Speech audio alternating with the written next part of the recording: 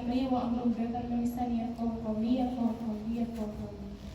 Puji syukur kepada Allah Subhanahu wa taala di mana atas berkat rahmatnya Allah masih mengizinkan kita untuk bersama-sama mengikuti kajian rutin di pada siang hari yang berbahagia ini.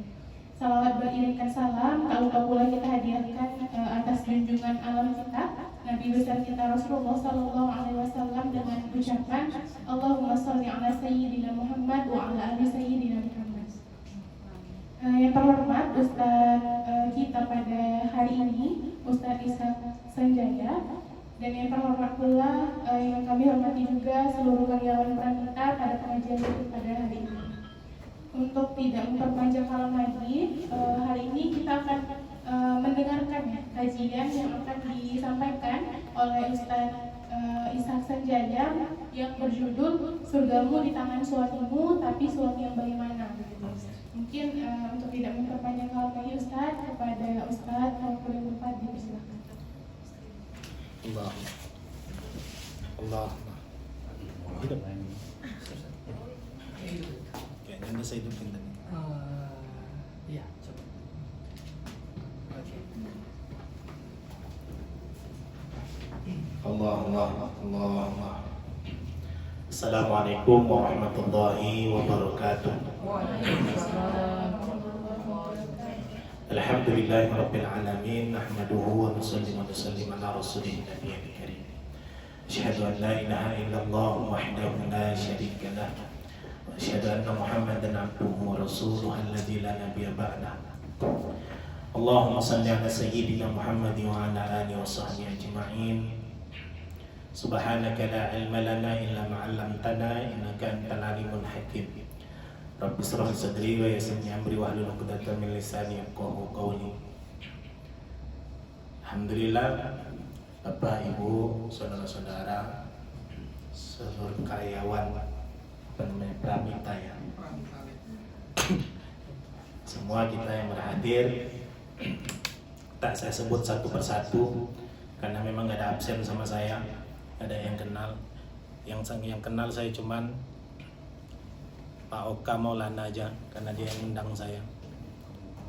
Kayaknya ini baterainya nih.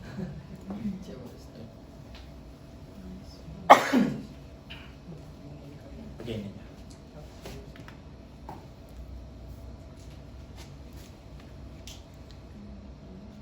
Ya.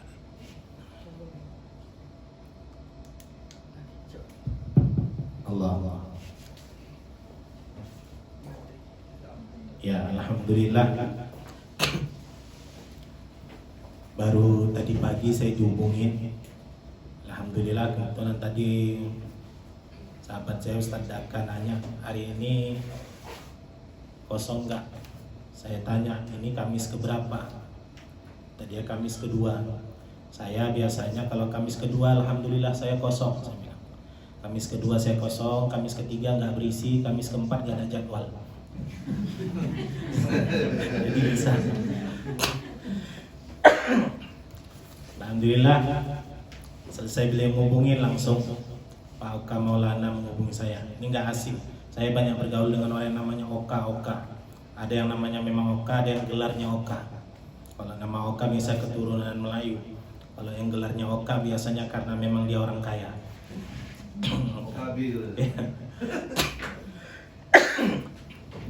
Pak, kata pepatah, banyak ikan di tengah sawah, orang taruh bubu di tengah benteng. Banyak saya tempat ceramah, disinilah panitia paling ganteng. Pak Oka, mudah-mudahan sehat panjang umur semuanya.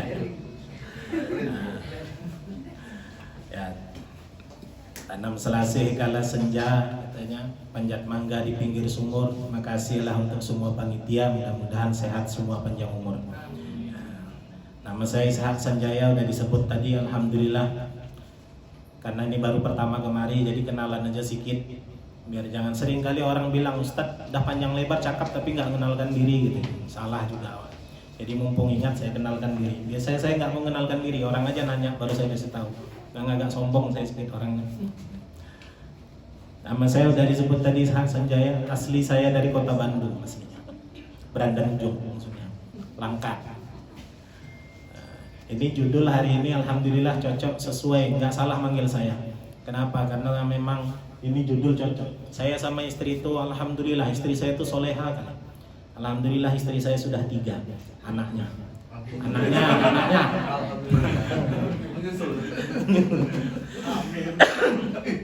Istri saya sudah 3 anaknya, alhamdulillah. Jadi bersyukur kita kepada Allah Subhanahu wa taala atas segala limpahan karunia dan nikmat yang diberikannya kepada kita. Salawat salam kepada baginda Nabi Muhammad sallallahu alaihi wasallam. Allahumma shalli wa sallim wa barik alaihi. Mudah-mudahan semua kita yang hadir dapat syafaat dari Nabi. Amin ya rabbal alamin. Hari ini bicara judulnya ini, surgamu di tangan suamimu. Sengaja dibuat warna merah, giliran pertanyaan suami yang bagaimana. Merah ini kan peringatan. Ini cocok. Ini masih bulan Maulid, cocok, nggak lari jauh-jauh kita pembahasan itu. Kalau mau surga di tangan suami yang bagaimana? Yang jelas panutan kita nggak ada lain Nabi Muhammad SAW. Karena dia banyak istrinya, tapi semua bisa diayominya, semua lembut, semua dilembutinya. Nabi istrinya banyak, semua dilembutinya. Awak satu, kadang kasar juga sama bini. Jadi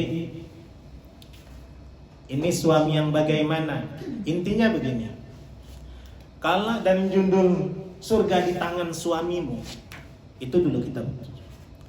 Suami bagaimananya nanti. Intinya kalau dibilang surga istri itu pada suami, iya. Karena istri yang taat kepada suaminya itu punya nilai plus. Istri yang taat kepada suaminya, berusaha semaksimal mungkin mentaati suaminya, walaupun notabene suaminya itu bukan suami yang soleh, itu pintu surga memanggil dia. Dia nanti boleh masuk surga dari pintu mana saja yang dia sukai. Siapa contohnya? Siapa namanya? Asia. Istri Firaun, bukan istri Berdi. Istri Firaun. Asia itu, Firaun itu kan jelebau. Ini maaf lah, kalian suka apa lah? Salah undang ustaz. Saya nggak bisa bahasa itu agak-agak gimana gitu, dihalus-halusin, dinteleng. Memang Ustadz Medan kan? Ustadz Medan beda sama Ustadz Jawa. Kalau Ustadz Medan datang nampak muka, pulang nampak punggung, karena jelas-jelas dia. Dah, assalamualaikum, balik badan terus. Pulang datang nampak muka, pulang nampak punggung. Kalau orang Jawa, Ustadz Jawa itu lembut-lembut. Datang nampak muka, pulang nampak muka juga. Kenapa? Karena mundur jalannya, assalamualaikum. Kalau Medan enggak, jelas-jelas. Jadi Firaun tuh manusia paling bejat. Iblis saja tak kalah sama Firaun. Kenapa saya bilang kalah? Karena iblis tuh kan bejat, dilaknat. Waktu diusir dari surga, sebejat-bejat iblis masih ngakui Allah itu sebagai Tuhan. Waktu Allah bilang, "Ukhruj minha fa innaka rajim." Keluar kau dari surga, kau terkutuk, kata Allah. Terus kan iblis kan minta sama Allah supaya diizinkan goda anak Nabi Adam sampai hari kiamat kan. Dia manggil Allah masih ya Rob, ya Tuhan, masih ngaku Allah sebagai Tuhan. Lah Firaun dia ngaku Tuhan. Faqala ana rabbukumul a'la, akulah Tuhan kau yang paling tinggi. Wah. Firaun ngaku Tuhan. Makanya kata waktu Firaun ngaku Tuhan, iblis itu terkejut. Mak kau aku aja nggak berani ngaku Tuhan, kau pula ngaku Tuhan. Firaun tuh memang hebat. Makanya dia berani ngaku Tuhan. Apa yang tak punya Firaun? Mesir dia punya, piramid dia punya, Sungai Nil dia kuasai. Firaun tuh memang hebat. Dia bisa merintah Sungai Nil. Firaun itu kan sungai itu ngalir dari hulu ke hilir. Dia bisa perintah ngalirnya itu balik ke hulu, kata Firaun. Balik sungai itu Sungai Nil itu ngalirnya ke hulu. Hebat Firaun. Nggak ada pemimpin macam Firaun yang bisa hebat. Kalau wali kota bisa suruh parit busuk ngalirnya balik. Nggak ada. Waktu Firaun naik sampan di Sungai Nil, goyang sampannya itu, kena ombaknya. Dibentak aja sampai Firaun. Diam langsung, tenang air. Sungai Nil kok berombak? Sungai Nil itu besar. Sungai terbesar pertama Sungai Amazon, kedua Sungai Nil. Kalau sungai terpanjang di dunia yang pertama Sungai Nil, kedua Amazon. Jadi sungai Nil itu besar, makanya berombak. Dibentak sama Firaun, diam, tenang sungai ini. Bukan cuma sungai Delhi. Sungai Delhi sana paretnya ini. Cuman kanal-kanal di sana kadang nggak berair. Cuman karena orang Medan ya kan, bangga juga lah. Cuman itu sungai awak, tak ada lain.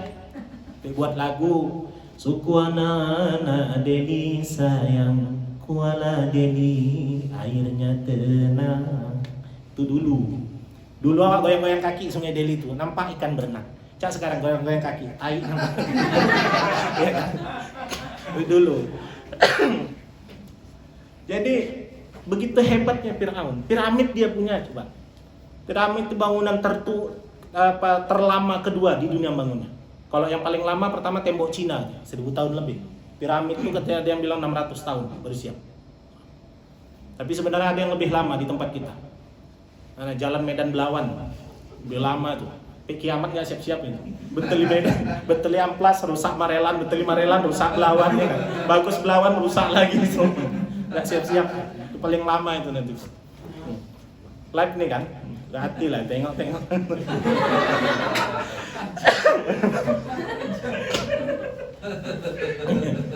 Emang nih. Saya kan suka keliling jalan darat. Kemarin saya berpulang dari Palas, Pasir Pangaran, Riau, terus Labuhan Batu. Kadang saya keliling Aceh. Saya ini karena bulan Maulid saya libur. Saya travel wisata religi, seringan Banda Aceh Sabang. Nah, kadang ke Padang. Itu jalan-jalan tempat orang itu luar biasa mulusnya. Pokoknya penumpang saya itu kalau udah yang saya bawa wisata itu seringan ibu-ibu. Orang-orang tua kan jalan-jalan. Kalau dia udah tertidur, tetap terbangun katanya, terinjak-injak, pasti udah masuk Sumatera Utara gitu. Gitu. Orang tuh bilang, kalau awak nyupir mana terasa ya kan. Nah, begitu hebatnya Firaun. Tapi istrinya itu taat kepada Allah.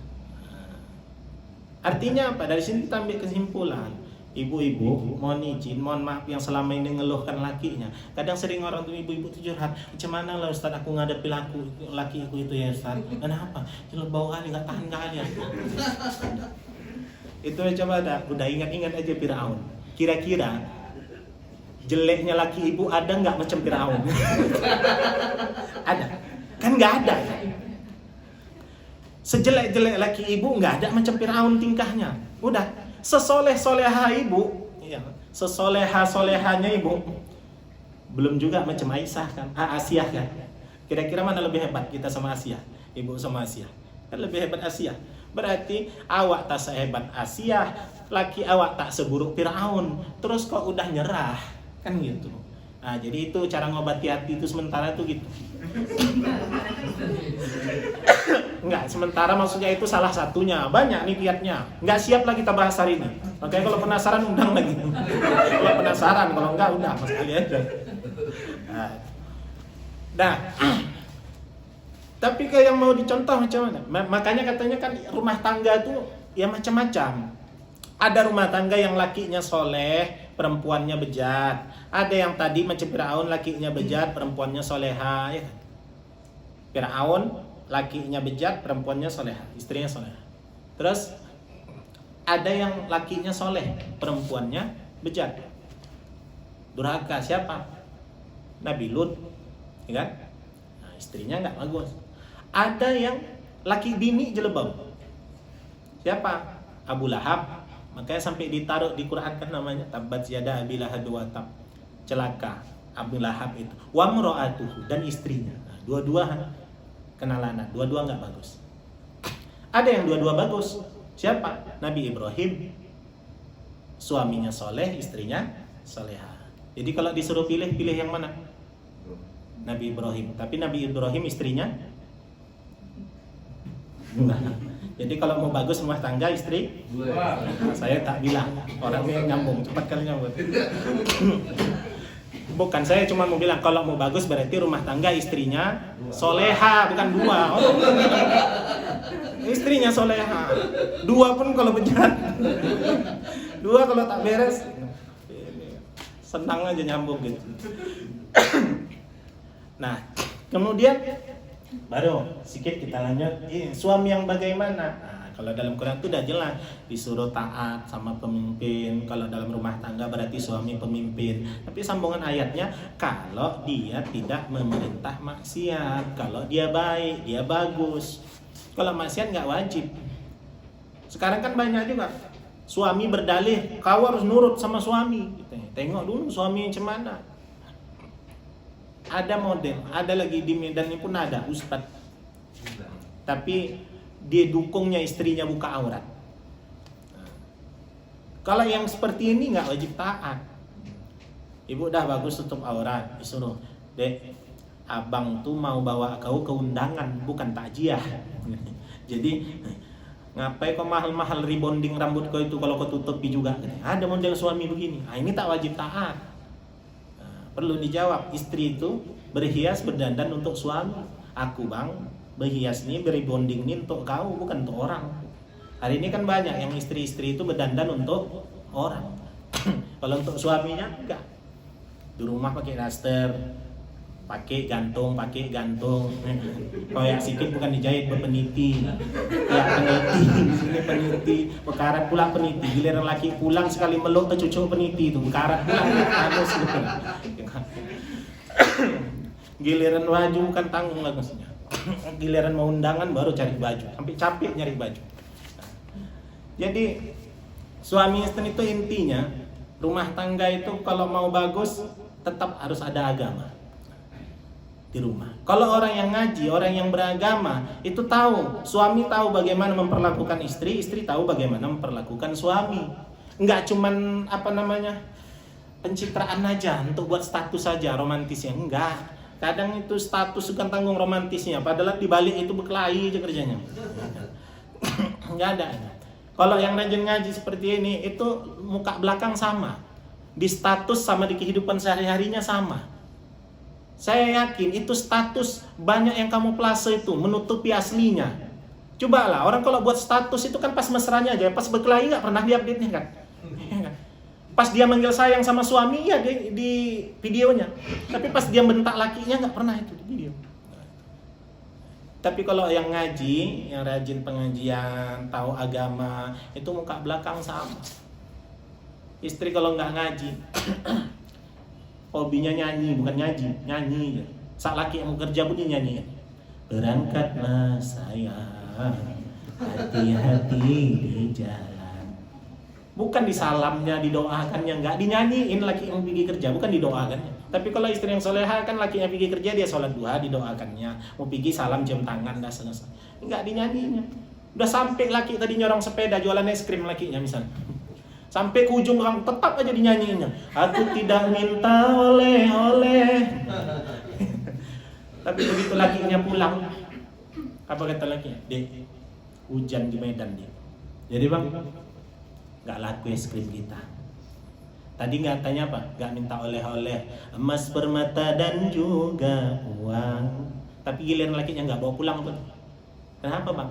Nggak laku es kita di. Kenapa nggak laku? Hujan di Medan. Itulah bodohnya kau udah tahu hujan jualan es kau, bukan jualan bakso. Kan nggak sesuai kan?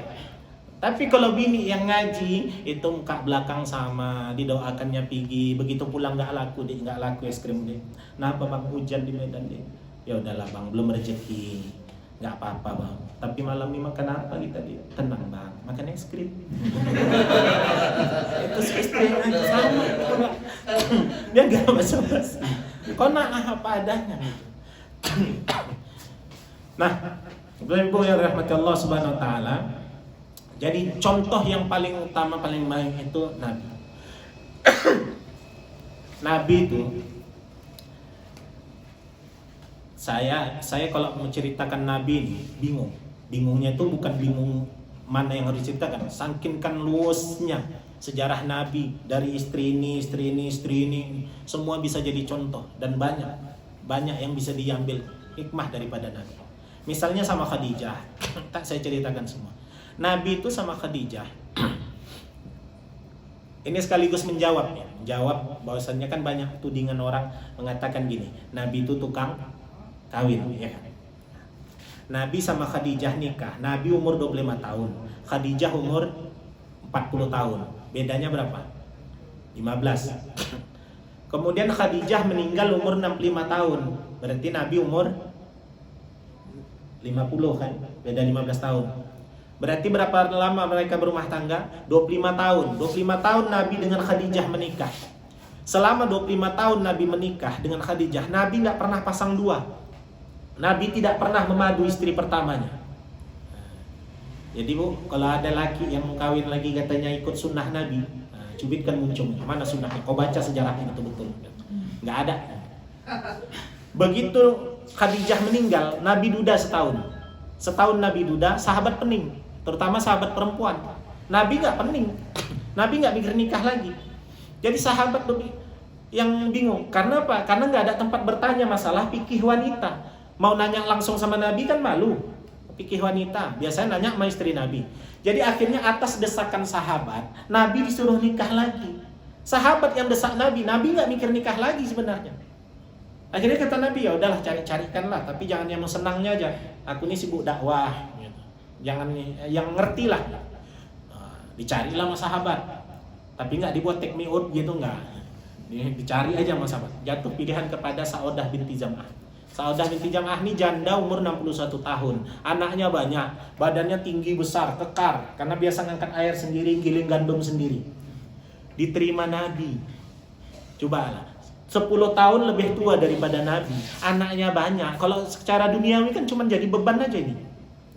Tapi diterima Nabi. Ini menunjukkan bukan nafsunya yang berbicara. Coba andai laki-laki sekarang ninggal bininya dikasih janda 61 tahun, banyak anaknya, coba gini. Paling nggak cakap orang tuh, betul aja lo macam ada yang lain lah. Nggak akan mau itu. Ini salah satu contoh Nabi menikah banyak bukan atas dasar nafsunya.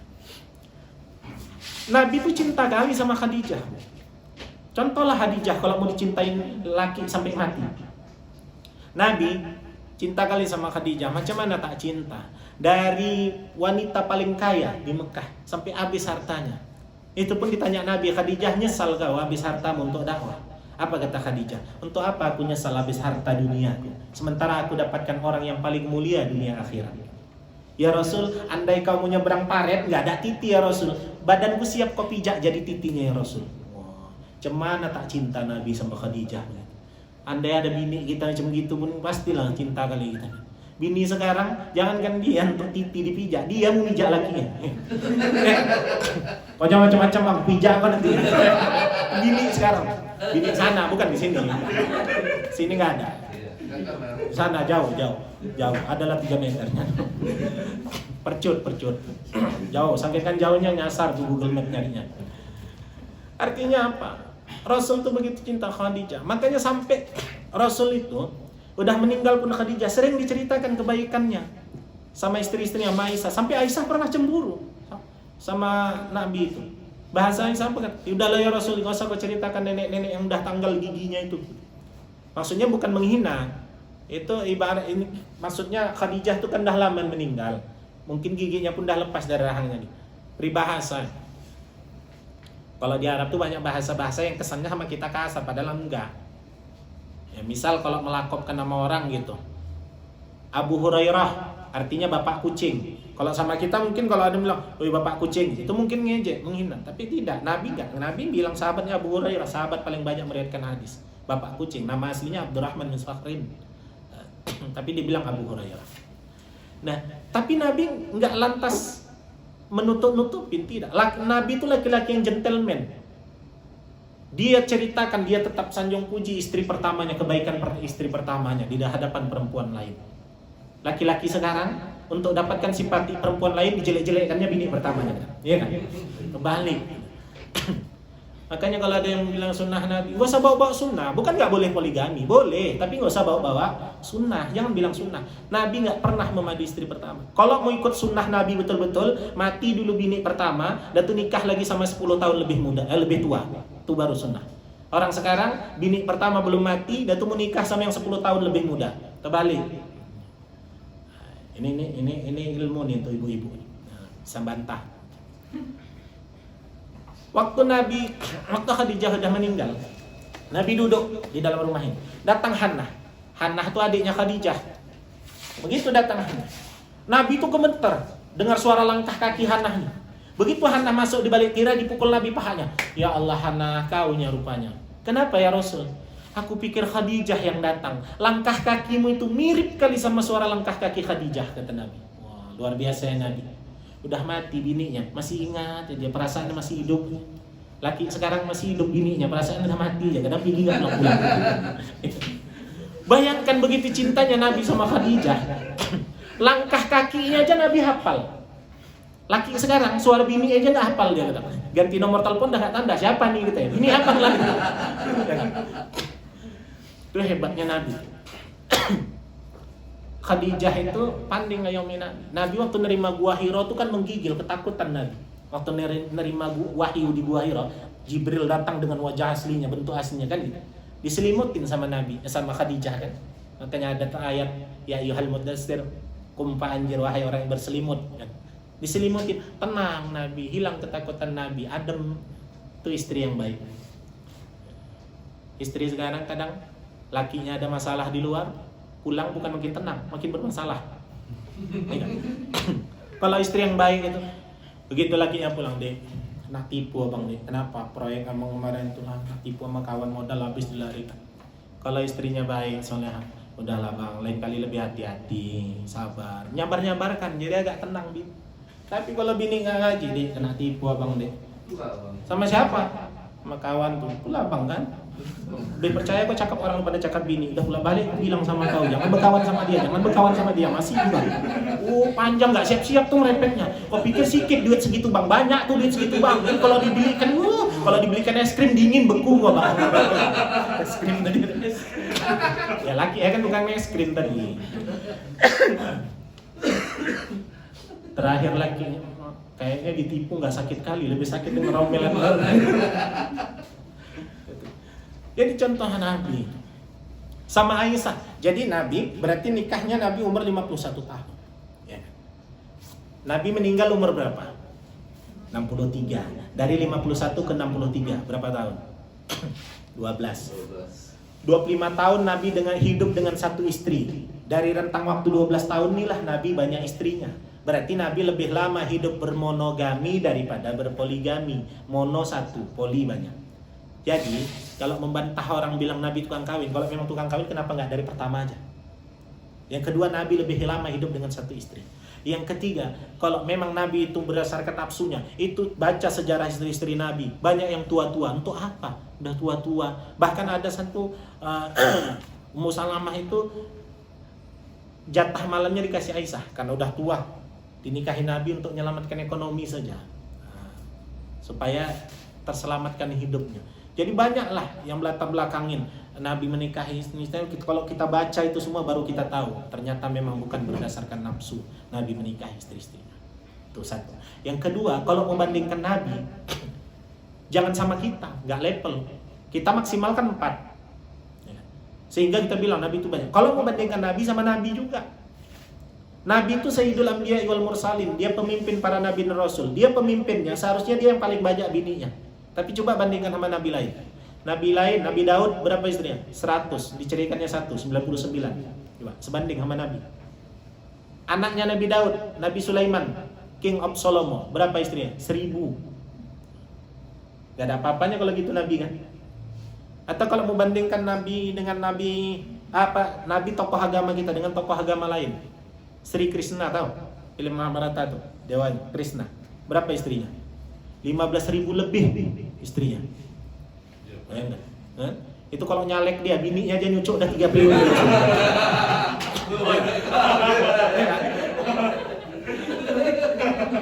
Itu bingung kita itu.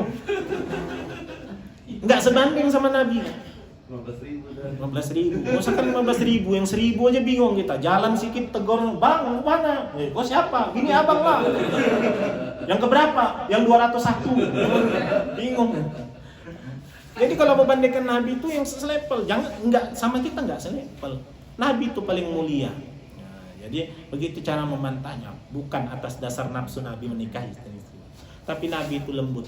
Sama yang lebih tua dia bisa mengayomi, sama bisa mengimbangi, sama yang lebih muda dia bisa mengayomi. Nabi itu istrinya semua janda, cuman satu yang gadis, Aisyah aja. Tapi bijaknya Nabi keluarga Nabi, siapa kata Nabi? Nikahilah olehmu perawan, karena bau mulutnya lebih harum dan dia mau diajak bermain-main, bercanda-canda. Itu bijaknya Nabi. Kenapa? Karena kalau nggak ada dikeluarkan Nabi hadis nih, Nabi kan istrinya janda semua, cuman Aisyah yang gadis. Andai laki-laki mau ngikut Nabi betul, nunggu janda semua orang nikah. Tapi bijaknya Nabi, nikahilah olehmu yang perawan. Karena memang betul perawan tuh masih mau diajak main, masih manten baru, pergi ke Brastagi, pergi ke Bukit Kubu, pagi lari-lari, balik-balik pokok pisang. Masih mau tuh gadis, kan? Tapi kalau ngawin sama janda, dikit-dikit alah, cuma anak gitu. Udah pengalaman nggak mau lagi dah. Udah pengalaman mana? Itu bijaknya.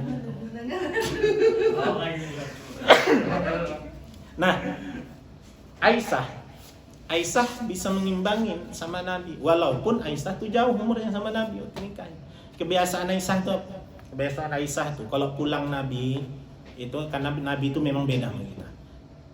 Diambilnya kain, dilapnya keringat Nabi.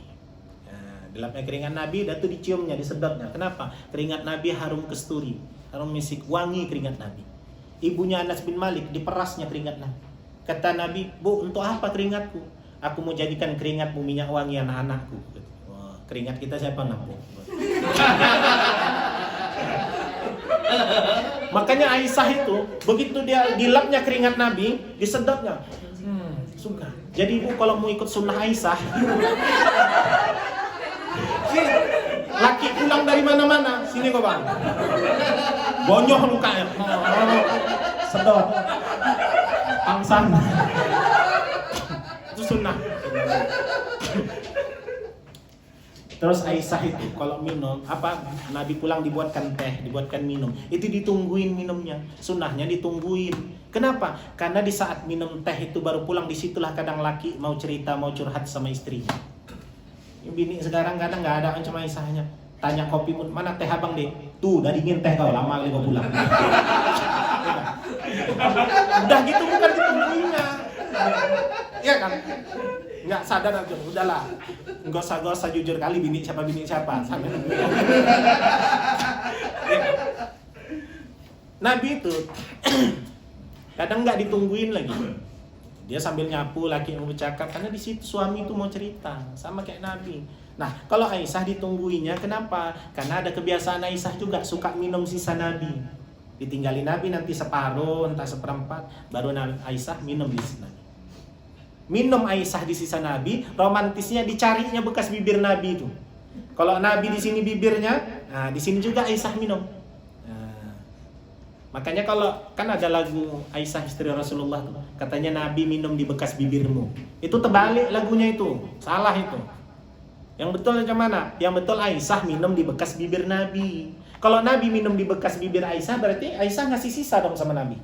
Nggak sopan lah Aisyah. Di sini bibir Nabi, di sini Aisyah. Carinya bibir Nabi. Nah, kalau bini awak kan enggak, di sini bibir awak putarnya gelas.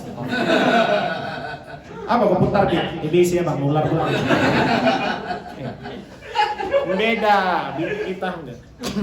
Sama istri Nabi itu jauh lah. Jadi sekali mau dihabiskan Nabi, minum. Ditengok Aisyah kayaknya mau dihabiskan nih. Ya Rasul jangan dihabiskan, tinggalin aku. Kata Aisyah. Enggak peduli Nabi, dihabiskan Nabi aja. Udah habis, baru Nabi bilang, maaflah Aisyah, haus sekali aku. Oh ya udahlah kalau haus sekali biar bikinkan lagi gitu. Bikinkan Aisyah lagi ke belakang. Seingat Aisyah tadi waktu bikin teh gulanya udah habis. Sekali tengok ini kok masih ada gulanya. Sekali tengok tempat garam, habis garamnya. Berarti tadi air garam. Rupanya kenapa dihabiskan Nabi? Ternyata Nabi mau menjaga perasaan istrinya. Nggak mau Aisyah malu, terasa asin, dihabiskan Nabi sendiri. Jadi ibu kalau mau tahu laki jaga perasaan ibu apa enggak,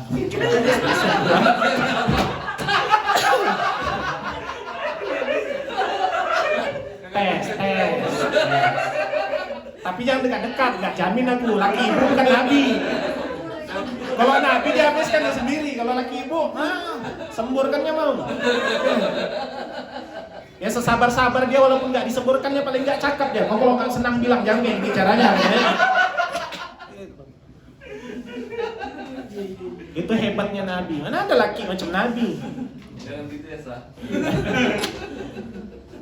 Istri-istri Nabi itu banyak mewakili karakteristik perempuan-perempuan yang ada di dunia ini. Yang cemburuan ada, yang pintar masak ada, yang pintar. Aisyah itu cemburu sama Nabi.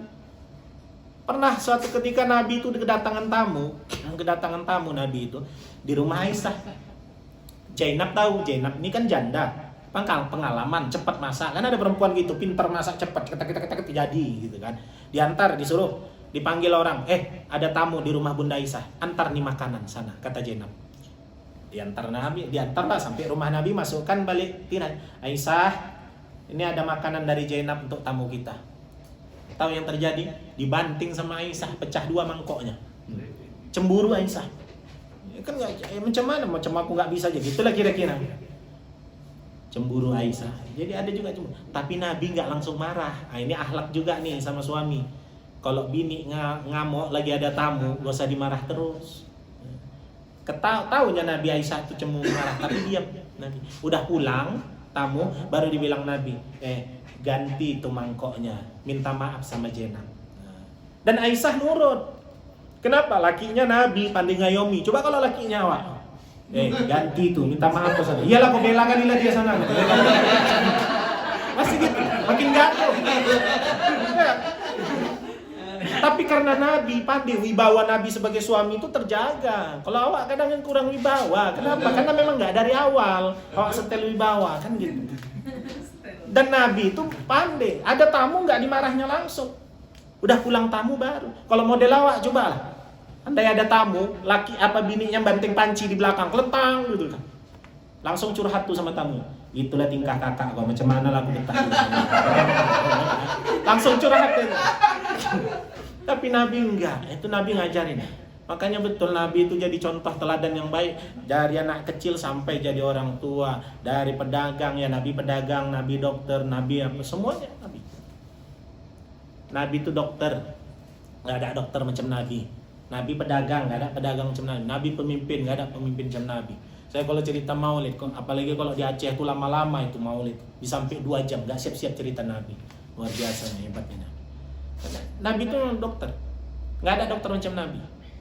Nabi itu waktu mata Qatadah kena tombak, keluar biji matanya, terjuntai-juntai ini tergantung. Kata sahabat, potong-potong, kasihan. Kata Nabi jangan. Diambil Nabi biji matanya, dimasukkan lagi, selesai, sembuh. Hebatnya Nabi. Nabi itu luar biasa. Kelebihan Nabi itu bukan cuma akhlaknya, semua yang berhubungan sama Nabi itu mulia. Makanya sama istri, di depan istri dia itu wibawanya, kemuliaannya nggak berkurang. Nabi itu omongannya lembut, bau mulutnya pun wangi. Kalau awak udah omongan kasar, bau mulut pun bau naga. Nabi itu di antara kelebihannya bau mulut Nabi itu wangi. Andai Nabi nggak gosok gigi pun wangi. Ini terbukti. Dulu ada sahabat kumpul-kumpul. Kata sahabat, kami kalau kumpul-kumpul suka pakai minyak wangi. Tapi ada di antara kami yang paling wangi. Ini Utbah ini, namanya Utbah. Mungkin dia paling banyak pakai minyak wangi. Kata Utbah, aku nggak pernah pakai minyak wangi. Tapi kok wangi kali badan? Ceritanya gini, dulu aku pernah kena biduran. Tahu biduran kan? Aku demam, kata Utbah. Terus aku ngadu sama Nabi. Akhirnya aku ngadu sama Nabi, aku disuruh Nabi buka baju. Setelah aku buka baju, Nabi ludahi tapak tangannya. Cuy. Setelah itu disapu Nabi lah ludahnya ke punggungku. Selesai Nabi menyapu ludahnya ke punggungku, sejak saat itu juga demamku hilang. Seketika biduranku hilang. Dan sejak saat itulah tubuhku mengeluarkan bau harum, kata Allah. Sampai sekarang.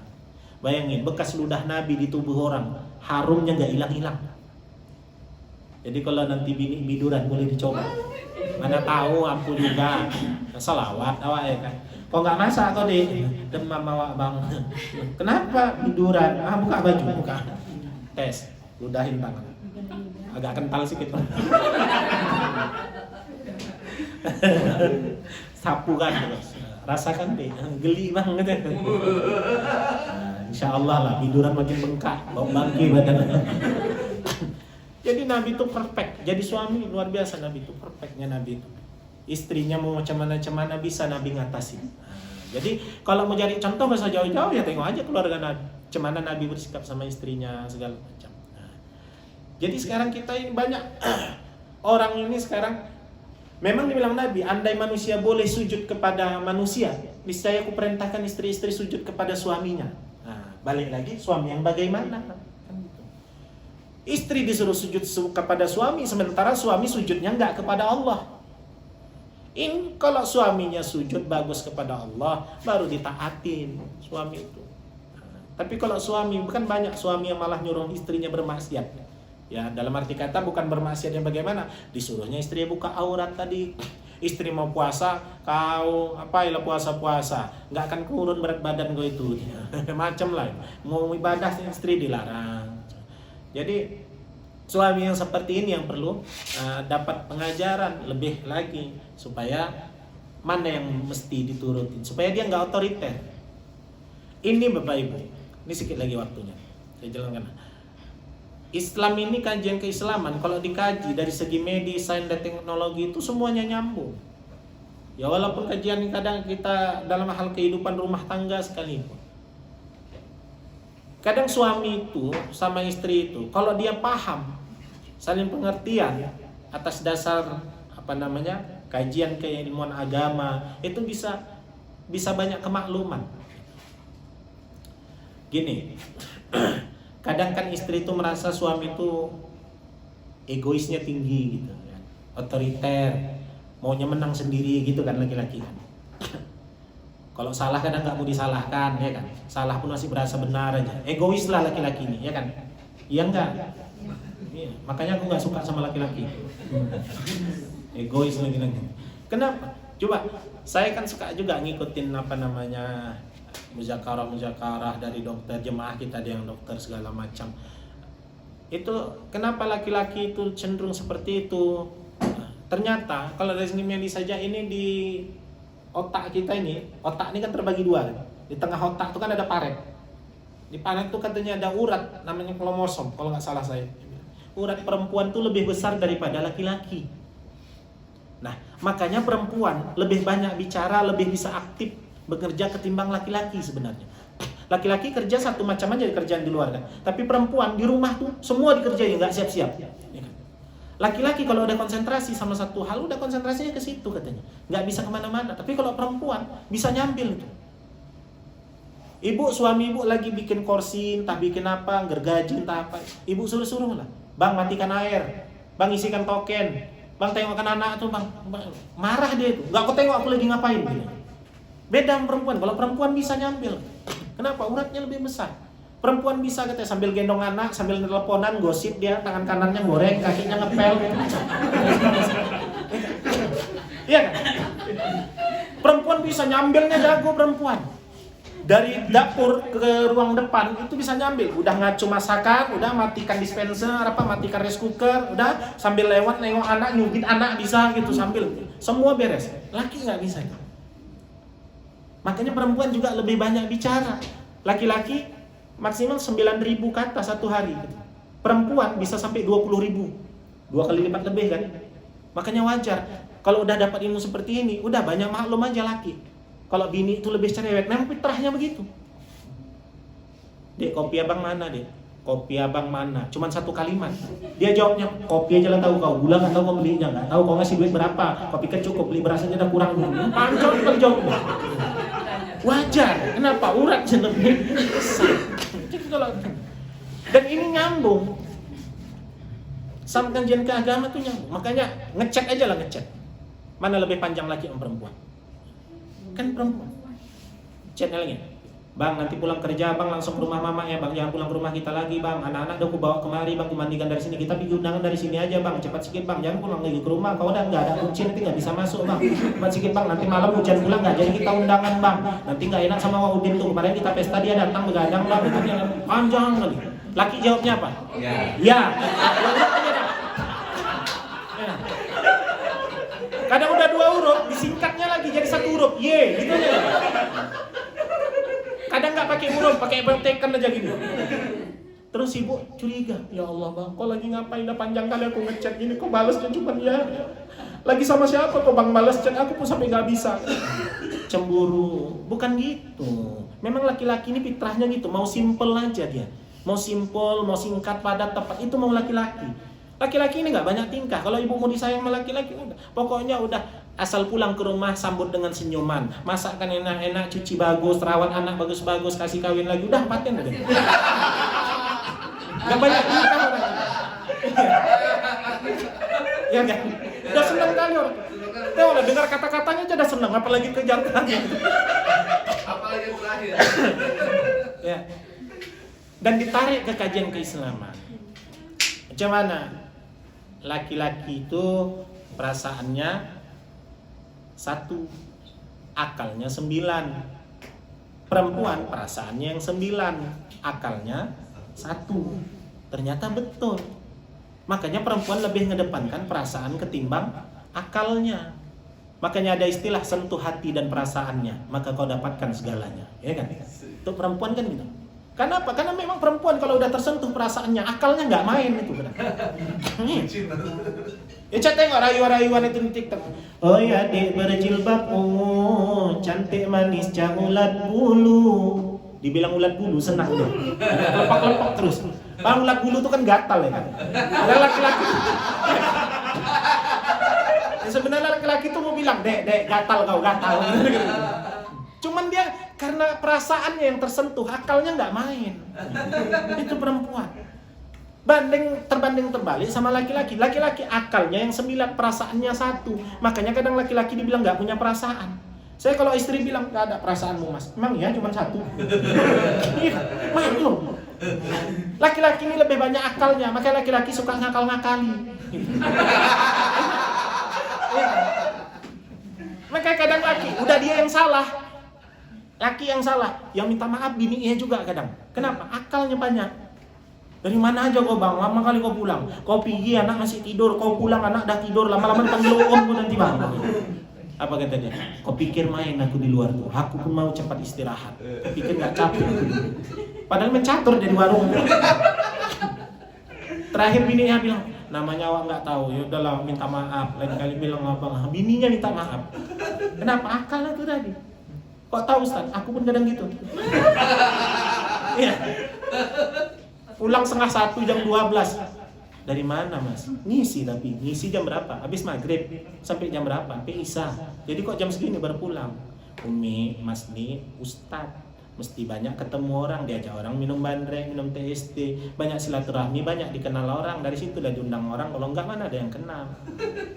Ya udah namanya nggak tahu ya dan minta maaf lah lain kali bilang kan bisa. Wakal tuh tadi main.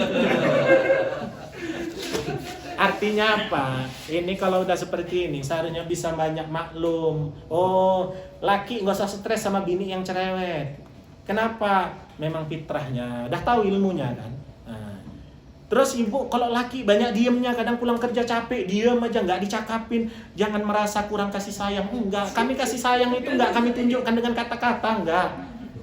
Saya bilang sama istri saya, aku mungkin bukan suami yang terbaik, tapi perlu kau ketahui tidak akan ada yang lebih mencintaimu selain aku. Bisa.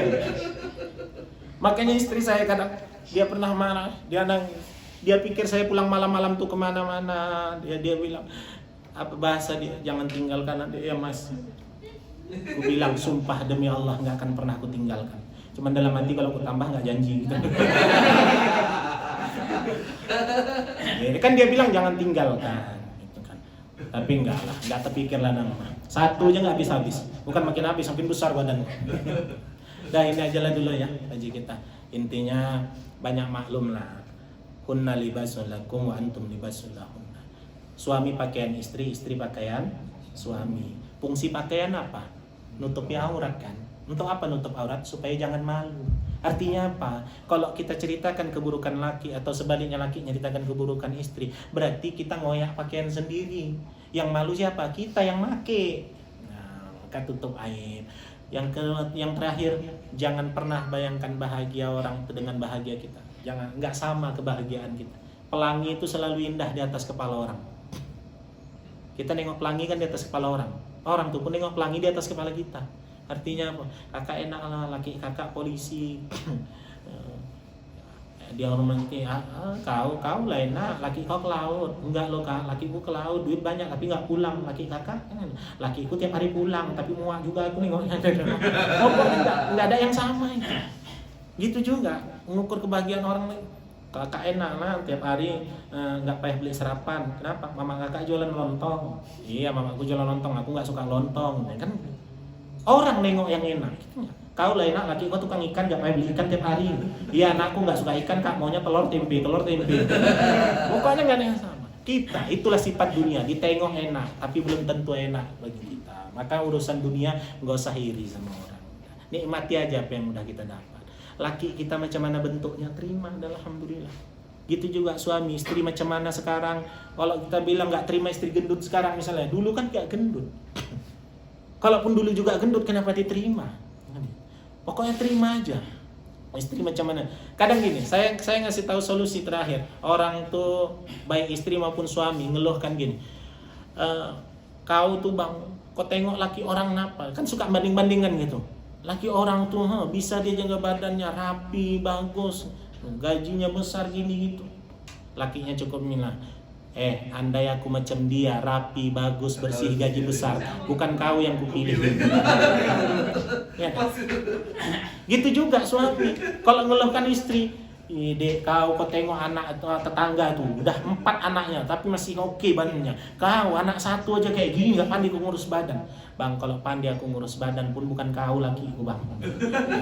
Kau kan nggak tahu berapa dia dikasih duit sama lakinya untuk apa jaga badannya, kan nggak tahu juga. Jadi artinya apa? Udahlah, terima apa adanya, nikmati aja, dunia ini nggak lama.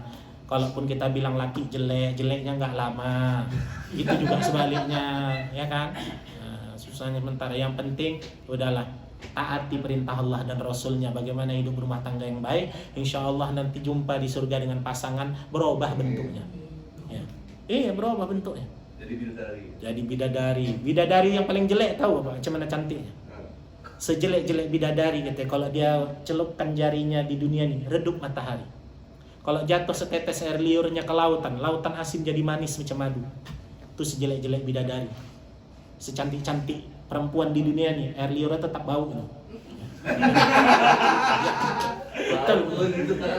Makanya nanti jangan ngeluhkan bini macam mana pun bentuknya. Kalau udah masuk surga ibu, andai dijek-jek laki, kau kok gini di, tunggu bang, aku jadi ratu bidadari, ngences kau nengok aku nanti. Iya, ini dirubah nih muka-mukanya nanti. Mana pantas kayak gini masuk surga? Ya rusak kan surga. Maaf.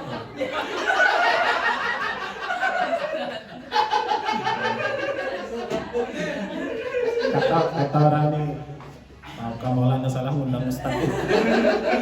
Enggak, dulu ini guyon. Nabi pun dulu guyon. Ada nenek datangin Nabi. Ya Rasul, ana ubbika fillah. Ya Rasul, aku cinta kau karena Allah. Apakah aku masuk surga? Mana fil jannah ya Rasul? Apakah aku masuk surga ya Rasul? Apa kata Nabi? Maaf ya Nek, di surga enggak ada nenek-nenek. Nabi pun guyon gitu. Sedih nenek itu. Terakhir apa kata Nabi? Nenek nanti dirubah wajahnya jadi gadis lagi, nggak macam gini gitu. Artinya di surga laki-laki pun nggak kayak gini wajahnya, dipermak dulu karena nggak pantas nih wajah-wajah ini, rusak pemandangan surga gitu. Jadi insyaallah sama-sama kita nanti. Nah ini aja lah dulu. Mohon maaf saya atas segala kekurangan ya. Mudah-mudahan ada manfaatnya. Subhanallah bihamdi, subhanakallah bihamdika, asyhadu an la ilaha illa anta astaghfiruka wa atubu ilaik. Assalamualaikum warahmatullahi wabarakatuh. Oh, boleh.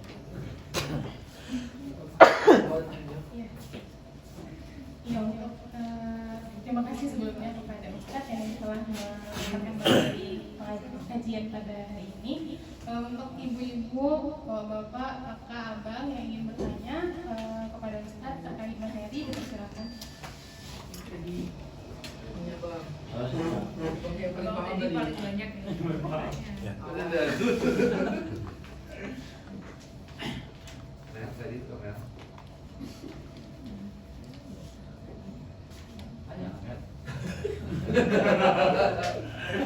Kita tanya bini suami itu kayak mana? Berbeda pastinya.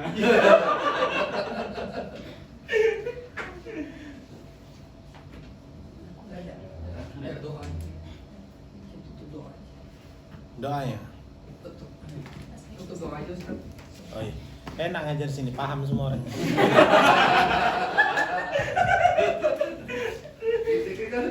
Ustadz senang semua ngajar di sini nih. Astagfirullah. Bismillahirrahmanirrahim. Alhamdulillahi rabbil alamin. Assalatu wassalamu ala asyrafil anbiya'i wal mursalin sayyidina wa maulana Muhammad wa ala alihi wa sahbihi ajma'in. Allahumma ghafir lana dhunubana wa liwalidina warhamhum kama rabbawna shighara wa li jami'il muslimina wal muslimat wal mu'minina wal mu'minat al ahya'i minhum wal amwati bi rahmatika ya arhamar rahimin. Allahumma arzuqna rizqan halalan tayyiban katsiran mubarakan fihi ya Allah. اللهم اجعل جمعنا هذا جمعا مرحوما وتفرقنا من بعده تفرقا معصوما. ربنا آتنا في الدنيا حسنة وفي الآخرة حسنة وقنا عذاب النار. وصلى الله على سيدنا محمد وعلى آله وصحبه أجمعين. الحمد لله رب العالمين. تقبل الله منكم.